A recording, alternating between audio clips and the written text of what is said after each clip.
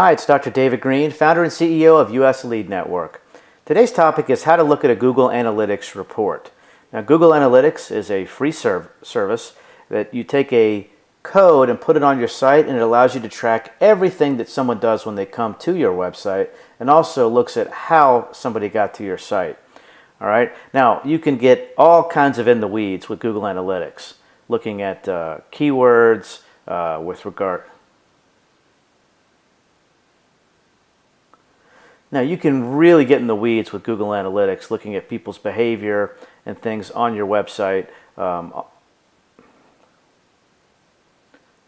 you can really get into the weeds with Google Analytics, which is great because it gives you so much business intelligence. But for today's video, I'm just going to show you the basics of the front page of the report. A few things to look at. You want to look at the date range to make sure that it's what you expect. This is 1 month, okay? You also want to look at the name of the report, because it may be that you're looking at the wrong report, that it was a mistake. So either this is going to be the name of the report or the website in itself. All right, so let's just run through this. Sessions, here it's 4,402. That's how many visitors you got overall, meaning that it may be repeat visitors, it may be unique visitors. It's everybody that came to your website is in that number. Users are the unique visitors to your website. So this will always be less than this number, and here it's going to end up being 17% less. All right.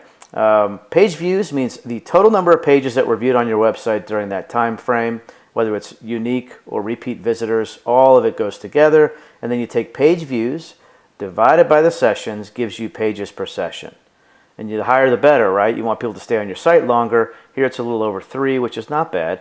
And then the average session duration is the average of how long people stay on your site. Here it's 1.5 minutes. Once again, the longer the better. Bounce rate. So a bounce is if someone comes to your website, looks at one page and leaves, if they don't go to a second page. Okay? So obviously you want that number to be as low as possible. And under 50% definitely, and that's not terrible, 38%. So if you have a one-page website, which would be a landing page, then it's going to be 100%. There's no second page to go to, right? But for most sites that are bigger than one page, you'll be able to get a fair assessment of whether they're going to a second page or not. And then the percent of new sessions, basically that corresponds with this pie chart over here. 83%, 83%, and then 17% were returning visitors. And that's just going to be a function of what kind of website that you have, okay? The bottom is not really very helpful. It just shows you the languages that people speak that come to your site.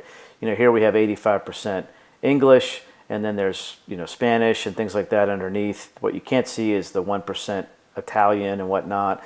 If you get a lot of people from another language, it may be that your site needs a bilingual website, especially if those people could become customers. All right, so those are the basics. If you start to get in the weeds, you can look at things like, you know, people that came for mobile versus desktop versus tablet, what browser they use to get to your site, and things like that, which can be really helpful. But these are the main tracking elements that you want to look at. Please visit us online at usleadnetwork.net. We are a top healthcare internet marketing firm working with clients nationwide on all aspects of their web presence.